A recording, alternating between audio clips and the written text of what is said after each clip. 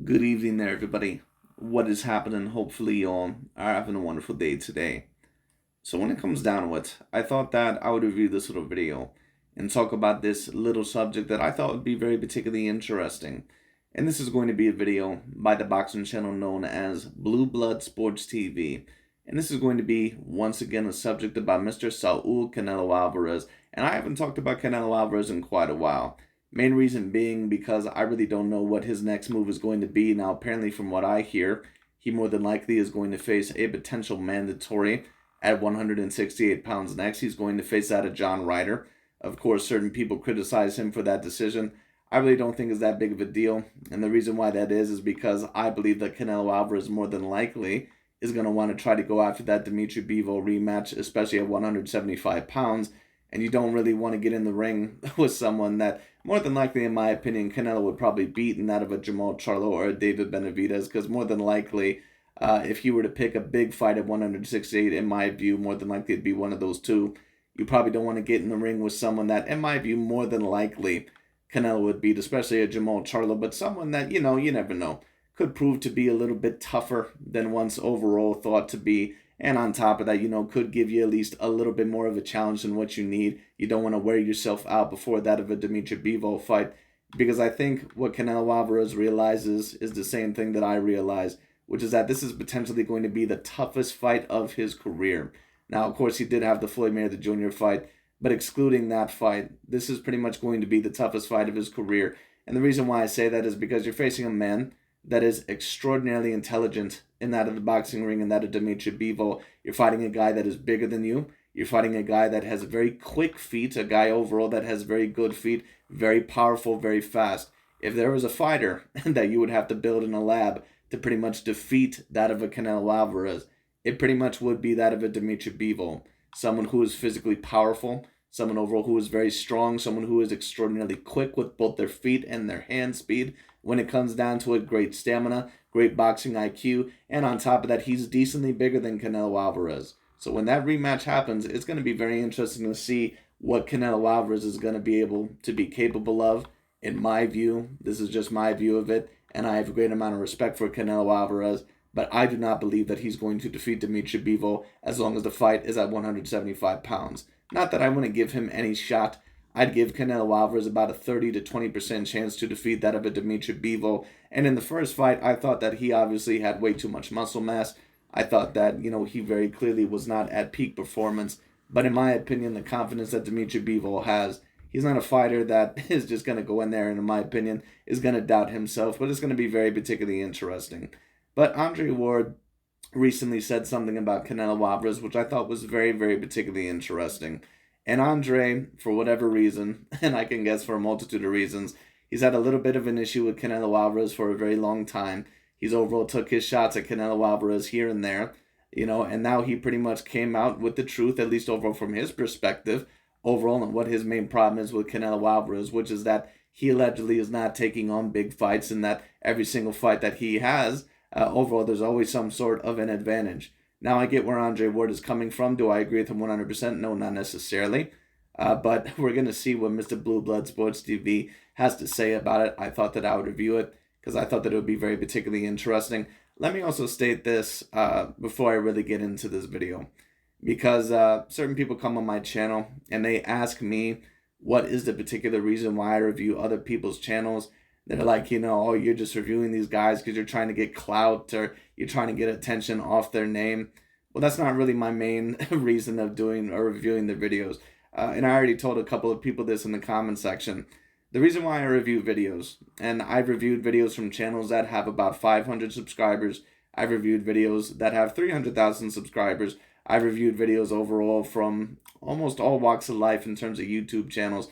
Whenever I find information that is valuable, overall in terms of certain videos. Now, that could mean that I heavily disagree with it. That can mean that I heavily agree with it.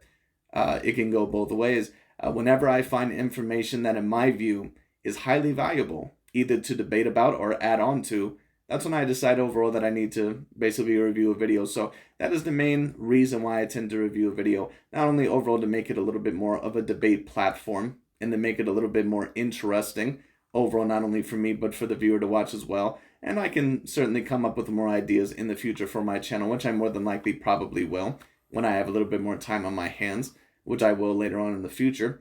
But when it comes down to it, that's the main reason why I review a lot of these videos. I review all the way from Hatman Strikes Back, all the way overall to the IBFP, to that of Blue Blood, Champ Side, Aki TV, Boxing Ego, Dante's Boxing Nation, Skip and Shannon Undisputed, ESPN First Take, all those. And, you know, I review them overall all the way to football, to basketball, to MMA, to tennis, when it comes down to it, to all those sports, because those are the main ones that I like to talk about, basketball and American football, and just getting into soccer. But that's the main reason why I do it, because I already know what my viewpoints are. And I think that to give my best and full analyzation breakdown, a lot of the times, not only overall is it good to put my analyzations in there, but it's also good to put other people's analyzations in there. That way there's a comparison. That way also there's a way I can say, well, this is the reason why I agree with it, this is the reason why I disagree with it, and to put the most intelligent counter arguments out there. Because that's usually what I do overall. I usually am a counter argument guy. That's pretty much what I am. You know, almost a counter puncher in a certain way, but I won't take overall my man's main channel name, Counter Punch, I believe, Boxing. So, you know, decent channel overall from what I've seen. But anyways, let's get into the video. Let's see what Mr. Blue Blood and Andre Ward had to say about Canelo Alvarez. Paul's willing to do. You tip your hat to him for saying, I'll go to 68-75. What I'm saying is Canelo. Yeah. Oh, I get it. You shouldn't want it no other way. I agree. And what I've said his whole career, man, this is a guy that has a lot of skill and ability, but you won't know how great he is because when it's time to take big risks, there's always an advantage. There's always a way because of his star power where you can pick and choose, decide how, when, where. That's cool to a point. But when you talk about legacy... And what Andre Ward is saying here, he's not the only one, of course, that ends up having this opinion.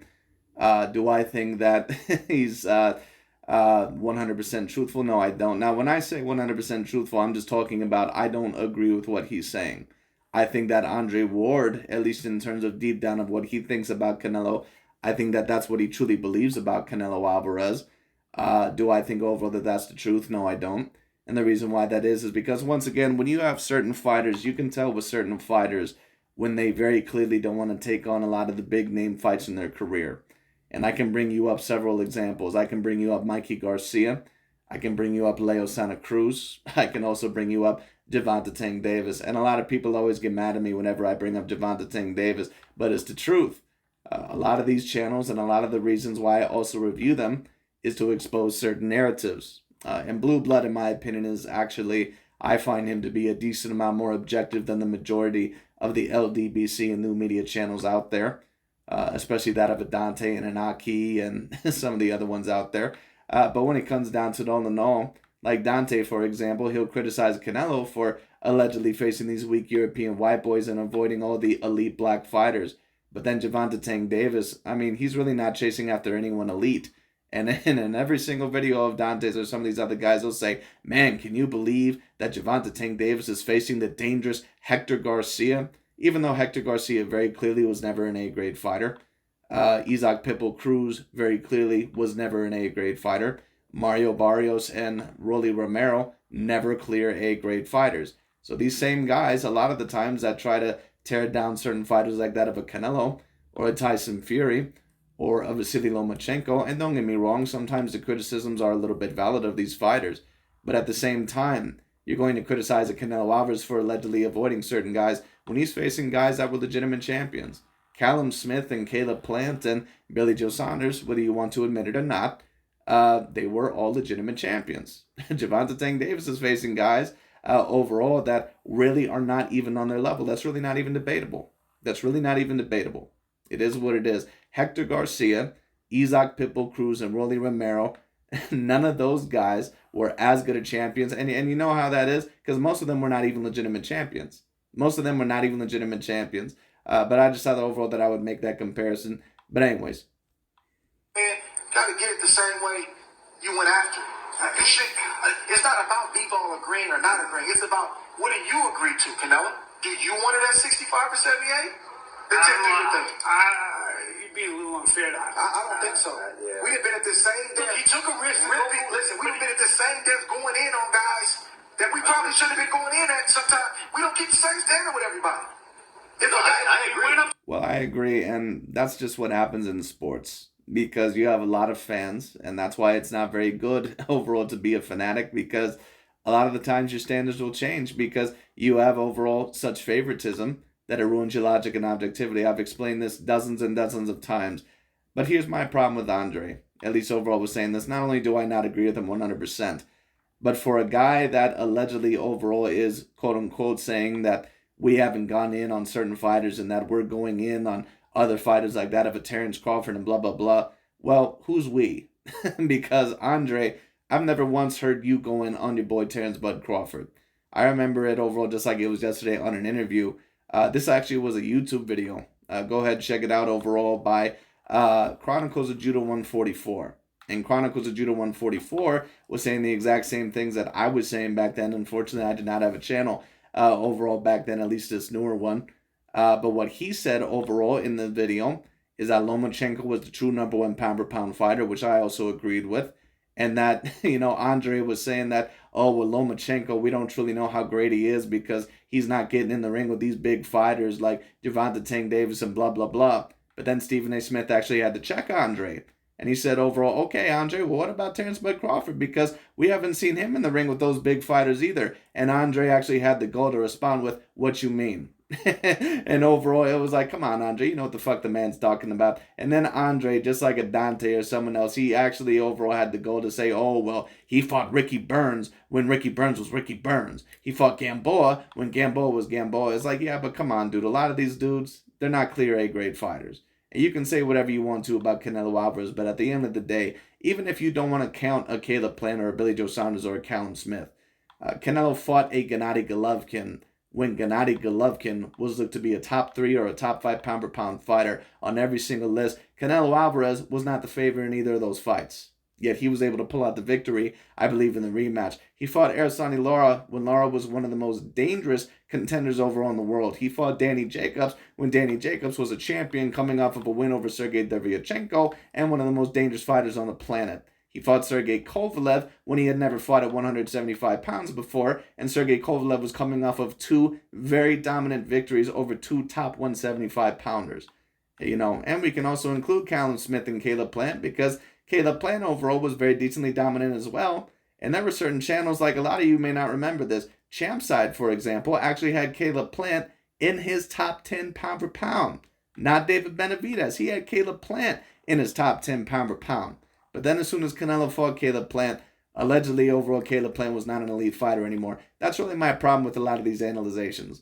Because allegedly for Canelo apparently always having this advantage, well, apparently Demetrius Bubo Andrade was not going to have this major advantage over Billy Joe Saunders when allegedly that fight was about to be made.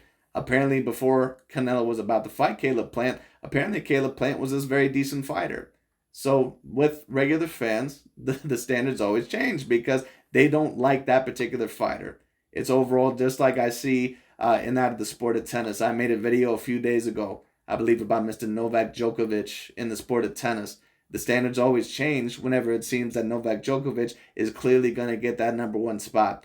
All of a sudden it isn't about Grand Slams anymore, or, it can't always be about the weeks of number 1, or all this other stuff. What about the grace? What about, this and this of Roger Federer? What about Pete Sampras? And what about Bjorn Borg? All this other bullshit. When they kept these same standards for years upon years upon years. And you get to really see the credibility of someone when they show consistency. If that person doesn't show consistency, their credibility is really thrown out the window. 75, he took a risk to go for 75, he got beat. Hey, I went to see my dog and said, But here's the thing I'm going to say, because a lot of people, they like to take a look at Canelo Alvarez, and they like to overall state certain things overall that really, in my opinion, I'm not saying that everything that is said about Canelo Alvarez is not true, but a lot of the shit that these people say, like, they don't even know what the hell they're talking about. If you let them overall, say it the way that they want to say it, Canelo apparently has fought everyone at the worst point in their career, and it's just not the case. Because if you take a look at actual cherry pickers, actual fighters that pretty much avoid and dodge a lot of the elite contenders, take a look at Mikey Garcia, for example. A lot of people, once again, I reviewed a video not too long ago by Boxing Ego, where he was talking about Mr. Vasily Lomachenko, and he said, "Oh, well, Top Rank had done a good job because they kept Lomachenko away from certain styles like Mikey Garcia." ESPN never kept Lomachenko away from Mikey Garcia. Never. That is false information. The reason why that fight never happened is because Mikey Garcia overall lost his pair of balls once Lomachenko entered into the 135-pound division. And Mikey Garcia had always had a history of not wanting to face the elite contenders. But now that Lomachenko was the main threat overall, and they didn't want him number one pound for pound, all of a sudden they had forgot about that. Or all of a sudden they weren't reporting on that. And that's why that's my problem with a lot of these channels like that of Dante's Boxing Nation. They are riddled with bias and inconsistencies. Go ahead and check it out for those of you overall that don't believe me. Mikey Garcia, back in the day, did not want to face someone like that of a Yuriorkis Gamboa. He did not want to face Yuriorkis Gamboa. And Dante's Boxing Nation was commenting on this a multitude of times. But then, once Vasily Lomachenko came around, all of a sudden Lomachenko was avoiding Mikey Garcia. And there was one time that Lomachenko, that he did turn down the fight, but that was because of a ruptured shoulder, and Mikey Garcia knew damn well of that. So overall, no, all that is a bunch of bullshit. But once again, when you take a look at Mikey Garcia's career, people never mention it about Mikey, but the truth about Mikey is that when you take a look at his career, what big fighter does he really have in his resume other than Adrian Broner? He don't have anybody. Because whenever it came to the Lomachenkos or the Terrence Bud Crawfords or the Jorge Linareses or, all those guys, he never fought any of those guys. He never fought any of those guys. And he could have came back. He could have fought Devin Haney. He could have fought Regis Prograis. But what Mikey Garcia wanted to do, and I said this, I called it, I was 100% correct. What he wanted to do was to fight Manny Pacquiao, get a big-ass payday, win or lose, and then ride off into the sunset. Because Mikey Garcia did not want to box anymore. He did not want to box anymore, and he didn't want to face any of those top contenders that had a real chance of beating him. And after he lost to Sandor Martin, he was done.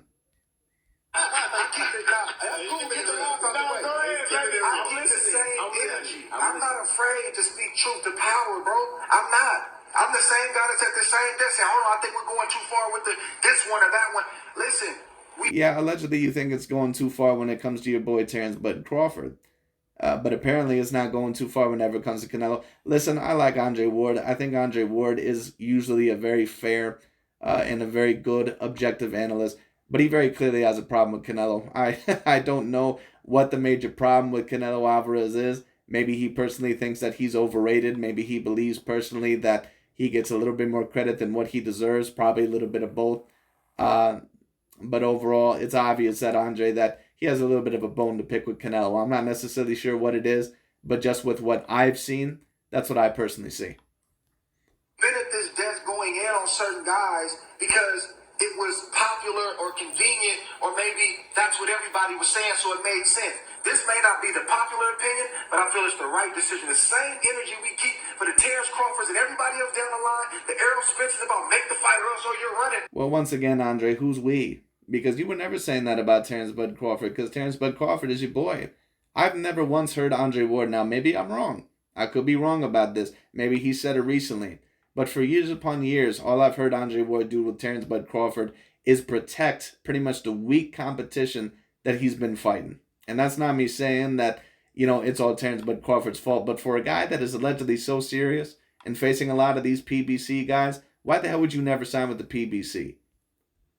Those are respected champions. Them dudes going in the Hall of Fame. Because once again, a lot of these people, they come on my channel and they're like, oh, how can you say that Lomachenko and some of these other guys that they're good boxers? They only, they have less than 20 fights and, you have to be at least 30 and some. Right, dude. But what that tells me is that if you're coming in with that argument that you really don't know shit about boxing. And it's no offense. Listen, I get it. I understand that you want to have a little bit of a good resume. But a fighter can have only 10 fights in their career and can have a better resume than someone who has 40 fights. You know how I know that? Because if you take a look at Lomachenko don't even have 20 fights on his resume, dude. But take a look at his resume compared to Mikey Garcia's. Mikey Garcia has about 45 fights in his career. Who has the better resume? It's Lomachenko, and it's not even close. Lomachenko fought Linares, Walters, Guillermo Rigondeaux, Gary Russell Jr., all when they were at their best. Mikey Garcia never even fought a fighter on that level. Today I'll be making a beef tenderloin with brown butter roasted veggies. Where is it? Just pick a pan. What's good, YouTube? It's your boy, Blue Blood Sports TV, back at y'all with another one. So, you just heard Olympic gold medalist, undefeated, retired, legendary, iconic Hall of Fame superstar boxer, Andre S.O.G. Ward. Andre S.O.G. Ward, as you heard him, he absolutely goes in on the double standards within the sport of boxing, and that the fact that, everybody's not held to the same standards, okay? Andre Ward retired, 32 wins, no losses, no draws, 16 wins by way of knockout, okay? He's a two-division world champion. He's an Olympic gold medalist, okay?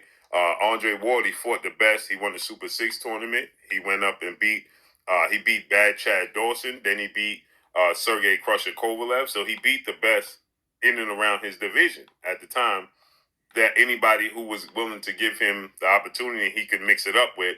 Andre Ward, he did so, right? Yes, and I agree with that. Andre Ward was an all-time great fighter, and I've already, stood by that statement. Once again, I've also mentioned this. It's very particularly interesting whenever I see these channels like that of a Dante, whenever they comment about Canelo Alvarez. They always love to say that he's the European assassin, of course, degrading his wins. Now, don't get me wrong.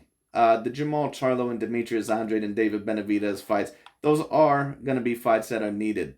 But the Sergey Kovalev, Caleb Plant wins, those are still great wins. The Callum Smith, Billy Joe Saunders wins, those are still great wins. But you notice when Terrence Bud Crawford defeats a Jeff Horner or an Aegis Kovalev, what does Dante and a lot of these other channels do? Oh, all of a sudden they're not weak European white boys anymore. All of a sudden it's like, man, Aegis Kovalev is an Olympian. Man, overall, Jeff Horn defeated Manny Pacquiao, even though those guys don't even believe that Jeff Horn won that fight.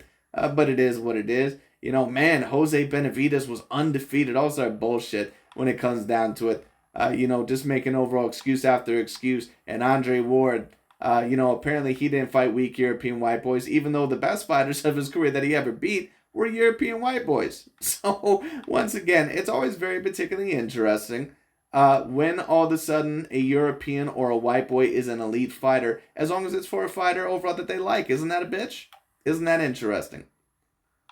And so he goes in on the fact that everybody's given 4-division world champion, Mexican superstar boxer, who currently is the undisputed super middleweight world champion, widely considered by many to be the face of the sport of boxing, okay? Saul Canelo Alvarez is a superstar boxer in the sport of boxing. 58 wins, 2 losses, 2 draws, 39 big wins by way of knockout. He is 5'8" with a 70-inch arm reach at 32 years of age. Canelo Alvarez, he is a 4-division champion, 154, 160, 168, 175. When he became a light heavyweight world champion, these are divisions that Andre Ward has campaigned in. Andre Ward campaigned at 168. He campaigned at 175. He won world champion. He was the best in both divisions when he campaigned in. And Canelo Alvarez, right, was the best 54-pounder. He, at the time when he was at 54, the top 3 54-pounders was... Thank you for at least saying that, Mr. Blue Blood, because these other channels like Dante's Boxing Nation, they try to go on this bullshit, and they tried to say Canelo, when he was at 160 and, 154, he wasn't even the best guy there. Like, get the fuck out of here, man. And their standards by saying this is because allegedly that Canelo, he wouldn't fight Andrade and Charlo. Like, listen, dude, that's understandable. Those fights haven't happened yet. But at the end of the day, is Andrade and Charlo, are they really that above something like that of a Caleb Plant? Are they really? Now, some people, of course, they take a look at him overall, and they're like, yeah, of course, how could you say? And listen, this is just my view. Jamal Charlo, he's not above Caleb Plant. Jamal Charlo really, this is just my view. This has always been my view. I don't think that he really has a realistic chance over that of a Canelo Alvarez. To be quite honest with you, I don't think he beats David Benavidez. I don't think he beats Canelo. I don't think he beats Andrade. And he'd be lucky to even get past this version of Caleb Plant. And I don't know what version of Caleb Plant we're going to see ever since he got knocked out overall against Canelo Alvarez. He doesn't beat any of those fighters, in my opinion, if they're at their best. I'm not even quite sure if he beats a Danny Jacobs at his best. So Jamal Charlo, I'm sorry, this is just my view. I don't see what other people see in him. And besides the Sergey Derevyanchenko performance, a lot of his other performances in his career overall have really not been that great. And that's even against like C grade competition, like against Matt Korobov and Juan Macias Montiel. Certain fighters that have been stopped by much lesser competition. And I'm not always a guy that says, wow, you didn't stop that guy and this other guy did. Let's compare it. But for a dude that allegedly is such a big threat, he really has underperformed for a lot of his career. Now, Demetrius Andrade, in my opinion, he's probably the bigger of the two threats. In my opinion, he's still probably around the same area as a Caleb Plant, around there. If you wanted to say that he was the bigger threat of the two, I wouldn't have a problem with that. I've never really seen what other people have seen in Andrade. Not saying that he's not a talented fighter, but I need to see it against a true challenger. I'm talking about David Benavidez, Caleb Plant, Charlo. I need to see it against one of those guys. Lara, Canelo Alvarez, and Austin Trout. He beat both Erislandy Lara and Austin Trout. Now, there was controversy surrounding both those fights, but he got the victory and he did fight both of those guys. Well, there was controversy in the Erislandy Lara fight because that was a fight that, in my opinion, could have potentially went either way. Really, the only ones overall to where it was controversial for the Austin Trout fight, they really didn't know what the hell they were watching. Because if you rewatch that fight, especially today, the fight really was not that particularly close. I think maybe I'd give Austin Trout about 4 rounds. That's about it. Then you had guys come up behind those guys, such as Demetrius Boo Boo Andrade, Jamel Charlo, even. They all campaigned at the same time. But Canelo Alvarez at that point started exiting the division. Now, he definitely could have fought Demetrius Andrade and Jamel Charlo, but he decided to move up. Okay, he became a 160-pound champion, right? And then he beat the best 160-pounder in the world in Gennady Triple G Golovkin. That's right, he did. Thank you, Mr. Blue Blood Ovo, for explaining that. This is why Canelo cannot be compared to certain fighters like that of a Mikey Garcia or a Gervonta Tank Davis or like that of a Leo Santa Cruz. Someone who repeatedly picks the weakest absolute person that they can pick overall each and every single time. Now, if you want to say that there's been times where Canelo has picked on the weakest champion at the time, you can particularly say that. But it's not the same thing overall as when Gervonta Tank Davis faces that of a Isaac Pitbull Cruz or that of a Rolly Mero, someone who clearly doesn't even have a lick of a chance. It's just not the same. Or when Mikey Garcia, when he went up to fight, even a Sergey Lipinets, someone overall who was a champion at the time, but in my opinion really didn't have that great of a chance. And he beat him. He faced him the first time. It was a draw. Then the second time he beat him a majority decision. Okay, and then Canelo Alvarez, he jumped up. He unified against Danny Jacobs in the division. Okay, so he beat the two best 160 pounders in the world, which was Danny Jacobs and Gennady Golovkin. Absolutely. And what a lot of these channels always try to say, that stupid bullshit, is that, oh, Canelo, he just fought Danny Jacobs and a guy that was already knocked out before and was already beaten, right? But apparently Terrence Bud Crawford gets all this credit for defeating Sean Porter and apparently beating some other guys that have been defeated before, like Amir Khan and Kell Brooks. So come on, what is your real motivation? That's always my question whenever I review a video or whenever we're talking about a debate. What is your real motivation? Like I said, consistency is key. And if someone is not keeping the same standards with certain fighters and they're way opposite overall for the same things, that's how you know they're full of shit. He moved up. And don't get me wrong, what I'll say is this. Canelo is going to have to fight David Benavidez and Charlo or Andrade eventually, whether he's going to like to or not. That could work overall once again a while ago when he still had Plant and Saunders and all these other guys, and it was a little bit indistinguishable about overall, who maybe was going to be the biggest threat or how many undefeated competitors there were.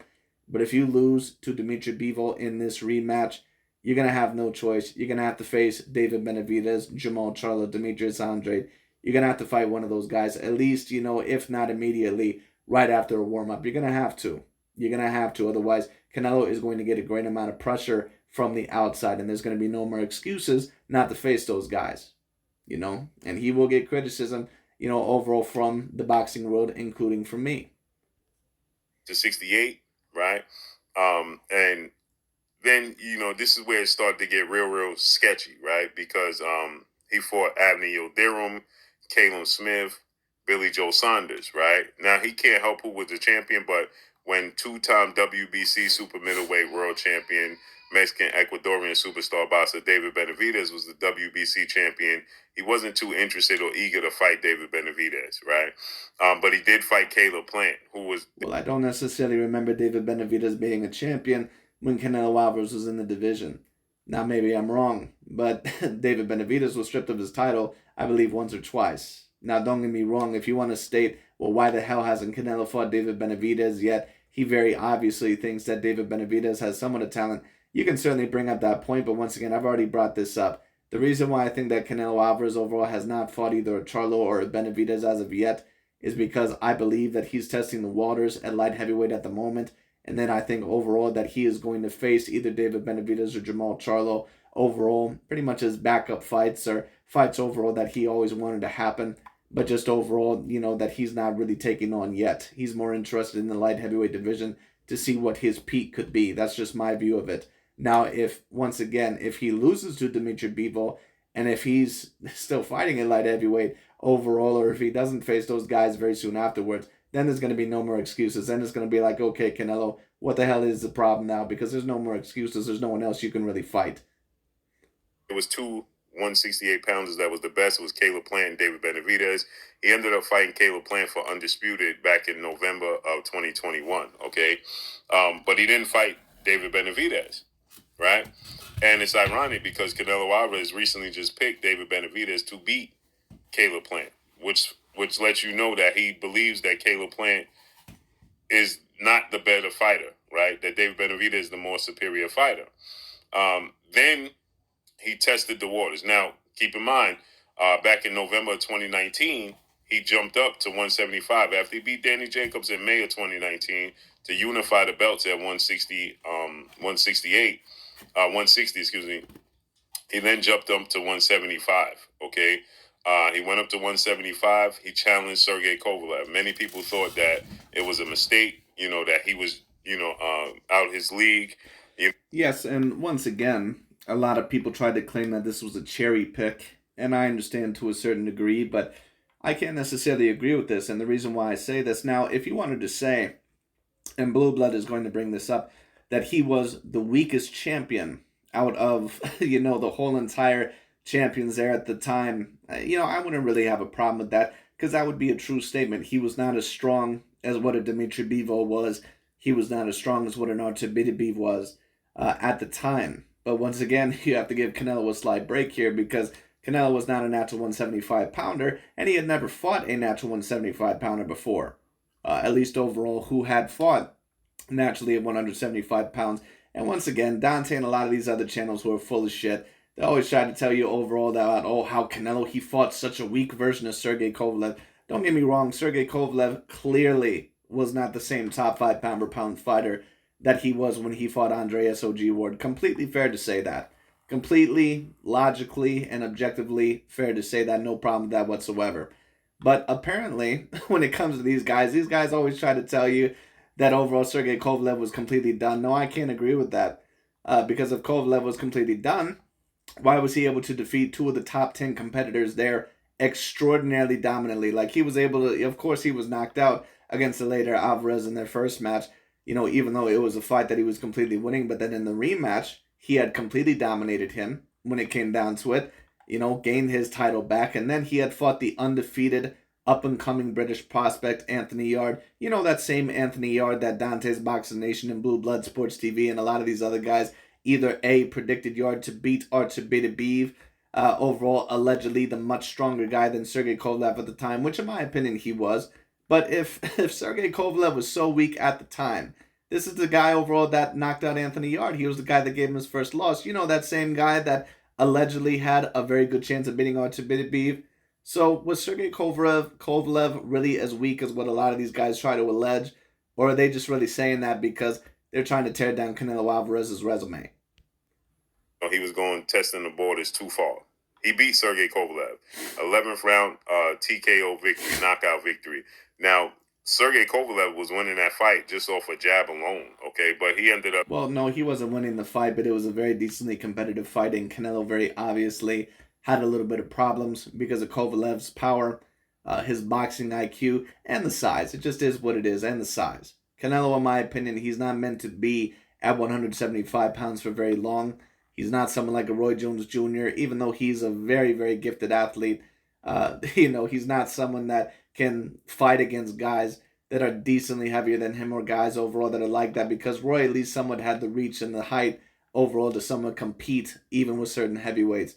Canelo doesn't really have that. He's a guy that, and on top of that, his stamina has always been a little bit iffy. So he can't really gain that much more weight. That's why he had a little bit of stamina problems in that fight, because more than likely he probably gained a little bit of extra weight than what he needed to. That also cost him against Dimitri Bivol. But when it came down to it, no, Kovalev was not winning that fight. It was a competitive fight, and Kovalev certainly got certain rounds. But no, Canelo was winning that fight, and then, of course, he was able to stop him in the 11th round. Getting the stoppage over Sergey Kovalev, who was coming off a hard-fought fight. Nonetheless, he got the victory, and Sergey Kovalev was looked at as the least of the best champions at that time at light heavyweight at 175. And I can't knock Canelo Alvarez for fighting Sergey Kovalev, getting acclimated, the least of the champions at 175.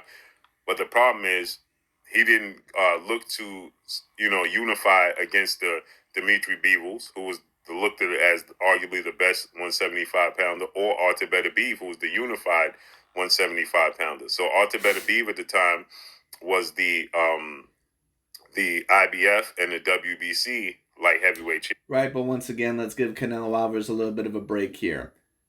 Because, once again, he had never fought at 175 pounds before.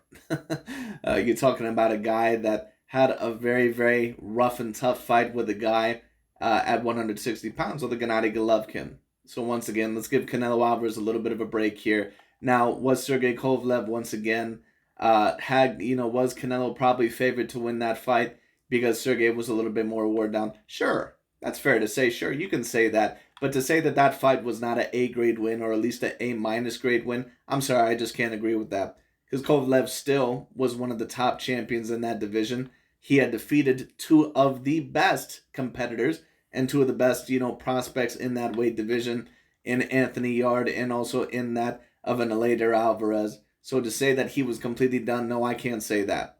Now, if you want to say overall that maybe that was kind of like when Floyd had fought Oscar, and Oscar, very clearly was not at the peak of his powers, but still very dangerous, then okay, that's understandable. But to say that he was just completely washed, no. Champion Dimitri Bivol was the WBA, and Sergey Kovalev was the WBO. So he went the route of fighting Sergey Kovalev, the man that was viewed as the least of the best of the champions, right, at that time. Okay, and he beat Sergey Kovalev, but it wasn't an easy fight. It wasn't an easy victory, but he got the nod. He got the victory, right? And then he goes on to go back down to 168. Okay, so he already was a champion. Okay, when he beat Sergey Kovalev back in 2019, he goes back down. He fights Caleb Smith. He fights Avni Yildirim. Now he fights Caleb Smith for a unification bout, because at that time, that's what many people felt like there was. He saw an opportunity, right? That's what Andre Ward is talking about, right? That Canelo Alvarez sees opportunities and he takes the best opportunities, because David Benavidez was stripped of his title for missing weight on the scale, and Canelo Alvarez petitioned to fight Avni Yildirim for that WBC vacant belt at 168. But Golden Boy didn't want to allow it. DAZN didn't want to have it. And so he ended up having to fight Caleb Smith, who was the WBA super middleweight world champion, right? And he fights Caleb Smith for the WBA super middleweight champion and the WBC vacant belt. He beats Caleb Smith. He then goes on. That was in December of 2020. Then in 2021, February, 3 months later, he fights Avni Yildirim, who was his sparring partner, in a tune-up type fight. Then in May of 2021, he fights Billy Joe Saunders in a unification bout. Billy Joe Saunders held the WBO, picks up the WBO title, right, in May. And then in November... Yeah, once again, for a lot of these guys that are claiming that Canelo Alvarez is allegedly not on the same level as a Demetrius Andrade or a Jamal Charlo or a David Benavidez, once again, you can tell that a lot of these guys, they don't truly believe in what they say, and that they're just saying this for, I'm not going to say shock factor, but, because they kind of want to believe it, but they don't truly believe it. Because whenever you hear them talk about Canelo versus Demetrius Andrade, like, it's not even in the same tone. They always say overall, like, oh, Canelo versus Billy Joe Saunders, that's a weak-ass fight. Overall, Canelo versus Caleb Plant weak European white boy. But apparently against David Benavidez and Caleb Plant, oh man, I can't wait for this fight. Well, why can't you wait for that fight? Because apparently David Benavidez is even better than Canelo Alvarez. That's what these guys will tell you. So David Benavidez should completely tear Caleb Plant to shreds. But apparently overall Dante is saying, oh, well, you know what? I think that he's actually going to expose David Benavidez. So what you're really saying is that you don't truly believe a lot of the shit that you're saying. That's what you're truly saying when it comes down to it. Demetrius Andrade versus Billy Joe Saunders, when that fight was announced, apparently it was going to be this big fight. Oh, man, I can't wait for this fight. As soon as Canelo Alvarez fights him, oh, it's a cherry pick. Oh, it's this. That's how you can tell who they even truly believe is the best fighter in the world. He fights Caleb Plant. He was trying to fight Caleb Plant in September, Mexican Independence Day weekend, but the negotiations fell through. And you can see the same thing with Floyd Mayweather Jr. and other top-of-the-line fighters. That's what happens with a lot of the top-of-the-line athletes. Novak Djokovic in tennis, for example. Roger Federer and Rafael Nadal fans. They always love to say this bullshit about how Novak Djokovic, oh, he only has the greatest amount of Grand Slams because he's in this weak era and blah, blah, blah, blah, blah. But as soon as Rafael Nadal, as soon as he beats one of these guys, like a Daniel Medvedev or someone like that, oh, Rafael Nadal is the greatest of all time, all sort of shit. So people will tell you what their true motivations, and they'll tell you what they truly think about that particular athlete if you pay close attention. Ended up fighting Caleb Plant in November, okay, and becoming undisputed. Then he decided to go venture back up to 175, okay, and once again look to fight what was being perceived as the least of the two champions now, because remember, Sergey Kovalev lost already now, right? Now he's looking to fight the least of the two champions in May of 2022, last year, okay, because now at this point, keep in mind, Artur Beterbiev unified the belts and he's the 3-belt world champion, okay? Artur Beterbiev is, right? He has the WBC, the WBO, and the IBF titles. He has 18 wins, no loss, no draw, 18 wins by way of knockout. Artur Beterbiev does, right? And so that's right, Artur Beterbiev overall, he only has about 18 wins or somewhere around there. But let other people tell it.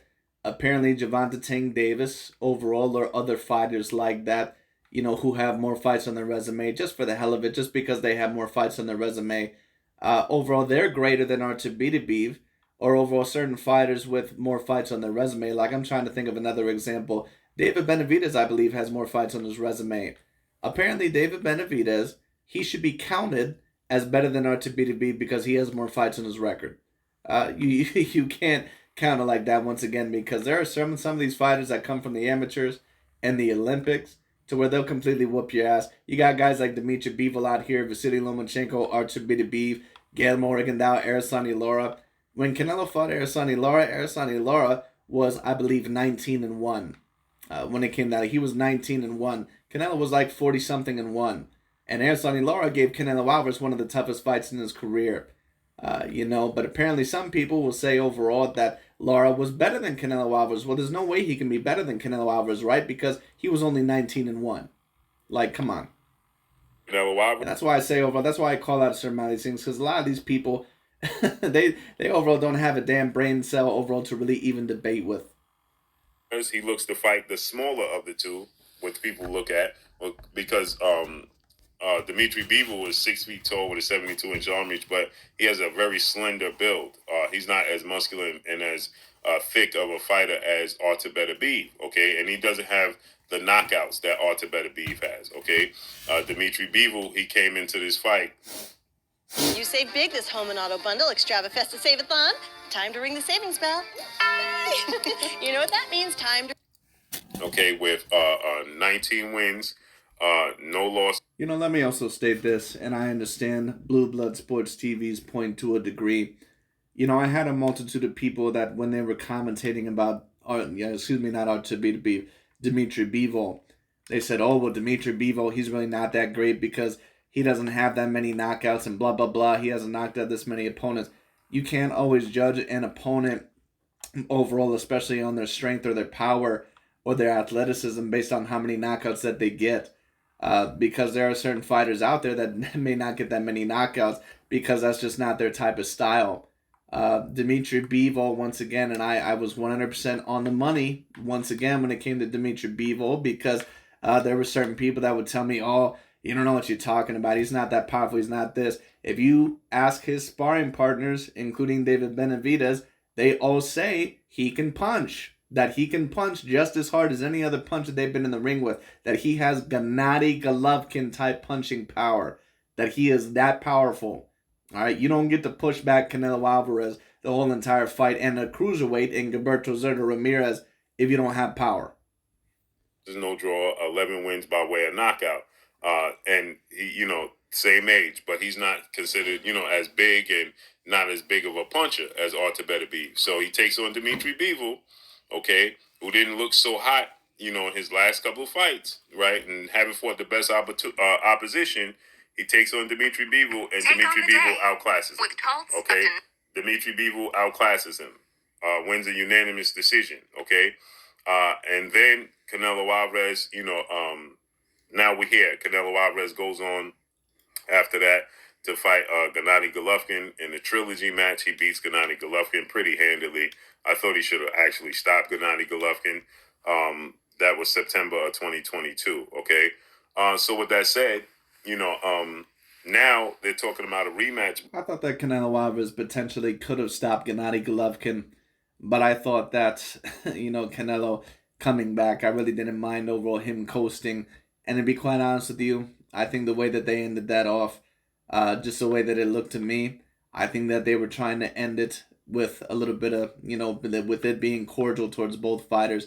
And to be honest with you, this is just my view. It did not really look like Canelo Alvarez was going at 100% capacity. That's just my personal opinion. Because I think that if Canelo could have, he probably would have stopped Gennady. Or that, he could have stopped Gennady had he really picked up the pace. But I don't think overall that, he was really at least trying to his full capacity. Now, of course, he was landing a lot of headshots and all that stuff. But I think that had Canelo really wanted to knock out Gennady Golovkin, I think he would have went to his body early. Between Canelo Alvarez and Dimitri Bivol, and Dimitri Bivol is giving up his advantage, saying he'll come down now to 168 from 175 to take on Canelo Alvarez. And Andre Ward is saying he's not daring to be great because he's looking for the best way to have the best advantage, which is he's looking for the advantage over Dimitri Bivol, draining him down to 68 instead of fighting him at 75. You're already a champion at 175, okay? And you beat bigger guys at 168 than Dimitri Bivol. So you could beat him at 175. And Andre Ward is saying that we'll give, Errol Spence and Terrence Crawford all types of problems and all types of backlash because they're not fighting each other and saying they're ducking each other. But we won't have the same energy for Canelo Alvarez not doing, fighting the best, at their best, right? So he's saying that we're not saying... Right, but a lot of the times Canelo was fighting the best at their best. When he fought Danny Jacobs and Gennady Golovkin and Araceli Lara and Caleb Plant and Callum Smith overall and Billy Joe Saunders, all those guys pretty much were at their best. You always hear this shit overall about how they didn't really look that impressive in their last fight. People are acting overall like, like overall Billy Joe Saunders and some of these other guys, like they looked overall like Jamal Charlo in the Matt Korobov fight. But apparently Jamal Charlo is this dude that apparently is going to whoop Canelo Alvarez's ass. But then as soon overall as that fight was about to happen, what did people say? Oh, I don't even want to see the fight anymore because Jamal Charlo isn't even at his best. So these guys, they just talk a bunch of shit. And that's why overall it really gets so obnoxious. In that, because you can tell that a lot of these people that they're not consistent in that they don't even truly believe a lot of the bullshit they say. Canelo Alvarez should be fighting Dimitri Bivol, okay, at 175, right? I think Canelo Alvarez will fight Dimitri Bivol at 175 pounds because, to be honest with you, I think that that's the best choice for both fighters. I think that is, well, at least it's the best choice for Canelo Alvarez. And he's 1,000% correct, Andre Ward, right? Canelo Alvarez gets a pass. There's no doubt about that. There's no doubt that Canelo Alvarez is not held to the same standards, okay? Now, well, you know why a lot of the times Canelo Alvarez is not held to the same standards? Because he hasn't really done a lot of the shit that a lot of these other fighters have done. Canelo Alvarez, once again, it's very hard for me to judge him, at least a lot of the times, in a negative light because of what he's been able to do and accomplish in his career and the opposition that he's fought. If we're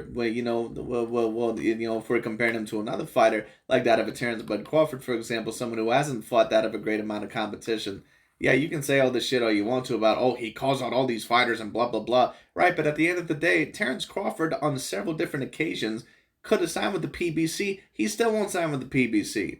He still has not signed with that of the PBC. Now, to be fair, he was able to get a Sean Porter fight not too long ago. But once again, Sean Porter Terrence Crawford years ago could have signed with the PBC. He's the one that decided not to do that. Multiple times, he's the one that decided not to do that. Canelo Alvarez, he did share the ring with some of the best, but there's no doubt he's not held to the same standards that everybody else is, right? He's not held to the same standards Errol Spence and Terrence Crawford is, right? Errol Spence and Terrence Crawford haven't fought, and the world has come to an end. Canelo Alvarez fights guys and has an advantage, and is celebrated, right? So listen to what Andre Ward had to say again. Right, but here's the problem. Canelo Alvarez, once again, he can't really be held to the same standards because he's already fought guys. He's already been in those big 50-50 fights. It's kind of like, now, don't get me wrong, just because you've been in those big 50-50 fights before doesn't mean that you can just avoid all the big 50-50 fights, but it's hard to judge Canelo on the same standards because when you talk about an Errol Spence and a Terrence Bud Crawford, they haven't really been in that fight yet, at least overall, especially a Terrence Bud Crawford. They haven't been in that fight yet to where it's been like, okay, this is a true 50-50 test. These guys are both top 5 pound-for-pound fighters. Canelo Alvarez has already been in that fight. That was against Gennady Golovkin. Now, once again, there are still challenges that Canelo Alvarez needs to face in his career that he has not fought yet, like that of a Charlo, like that of an Andre, like that of a Benavidez. But once again, it's hard to really go in on Canelo the same way as some of these other fighters because of the competition that he's really fought. It's not about what Bivol's willing to do. You tip your hat to him for saying. And he said it's not about what Bivol is willing to do, right? Because he's saying you tip your hat to Bivol for wanting to come down to 168 to challenge Canelo Alvarez. And I like the idea. If Bivol goes on to fight Beterbiev, who just beat Anthony Yarde, who is the mandatory challenger, he stopped Anthony Yarde. If Dimitri Bivol fights and beats Anthony Beterbiev and becomes undisputed light heavyweight champion, I'm all for him dropping down to 168 and challenging Canelo Alvarez. Okay, I'm all for that. Now, I know people are going to say, well, Chad Dawson. Well, why would you be for that? Why would you be for that overall of Dimitri Bivol? Overall, if you're apparently agreeing with Andre Ward that Canelo Alvarez is not going to be 100% great. You just got done saying overall that Canelo Alvarez has fought bigger people in the past at 175 pounds, which I'm not really quite sure if I would agree with, but it is what it is because I'm not really sure if Sergey is that much bigger than Dimitri. And on top of that, Bivol is very clearly more skilled than Sergey, in my opinion. Kovalev just is what it is. Not that Kovalev is not skills, but he has certain deficiencies, in my opinion, that Bivol does not. Why overall would you give it a pass if Bivol overall was able to unify the division? Bad Chad Dawson, he came down from 175 to challenge Andre Ward. Andre Ward did it. The difference is Chad Dawson was calling out Andre Ward for a fight, saying Andre Ward was avoiding him. That's not the same thing right here with Dimitri Bivol, who Canelo Alvarez chose Bivol and went up to 75 and lost. He was calling out Bivol, went to 175 and lost. Now he wants to rematch him, saying he know he could beat him, but he wants to rematch him in his weight class. So you don't feel like you could beat him, right? So there's the difference. And so he's saying... That's not the worst point. That's a fair point. He's applauding Bivol for saying that.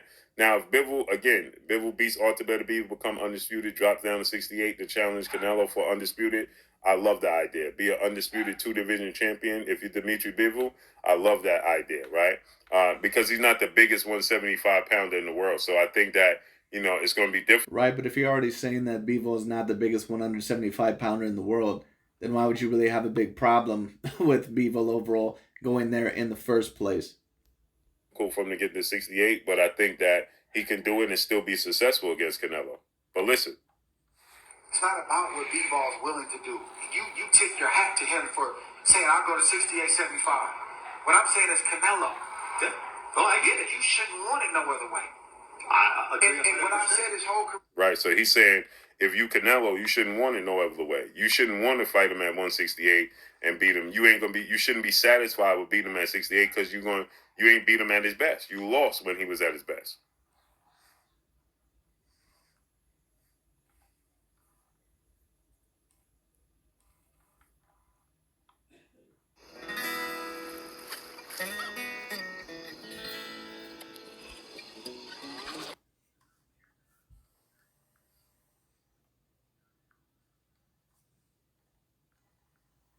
So when he was at his best, you When lost. it's time to take big risks, there's always an advantage. There's always a way because of the star power where you can pick and choose, decide how, when, where.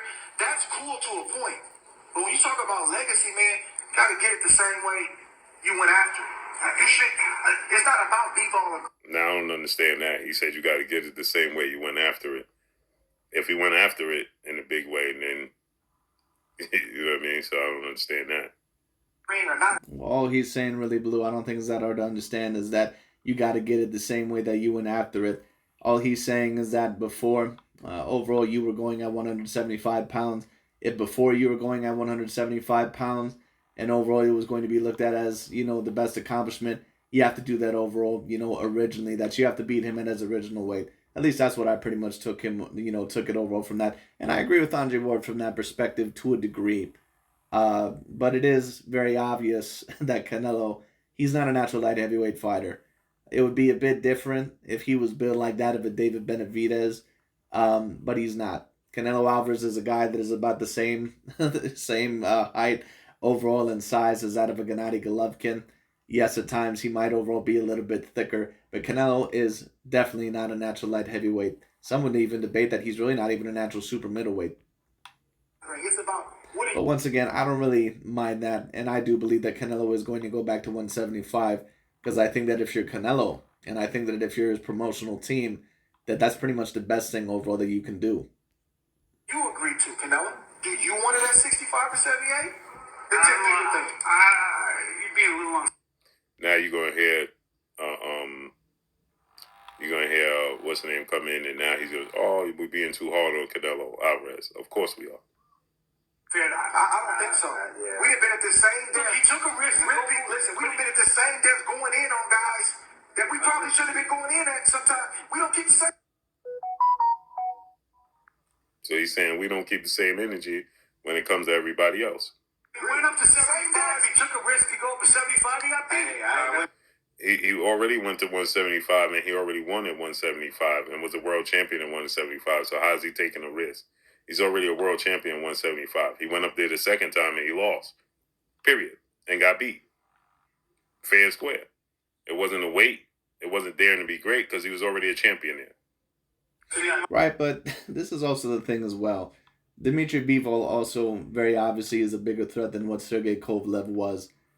It just is what it is. Now, once again, these guys will claim overall that Canelo Alvarez, that apparently he beat a weaker version of Sergey Kovalev, but then at the same time they say, well, let's not give Canelo Alvarez an excuse because he already beat overall a 175-pound guy. Well, if you're a guy that believes that Canelo Alvarez allegedly is taking on every advantage overall, then Dmitry Bivol truly was the first main guy that he actually fought at 175. Now, in my opinion, Sergey Kovalev, he still was a legitimate A-grade fighter, but the difference is that overall, Sergey Kovalev, when he fought Canelo, he probably was around an A- level. When Dmitry Bivol fought Canelo, he was at the A+ level. And there is levels. It pretty much would be just like if Gervonta Tank Davis, if he goes up to 140 pounds, it would be the difference of facing a Teofimo Lopez versus that of a Josh Taylor.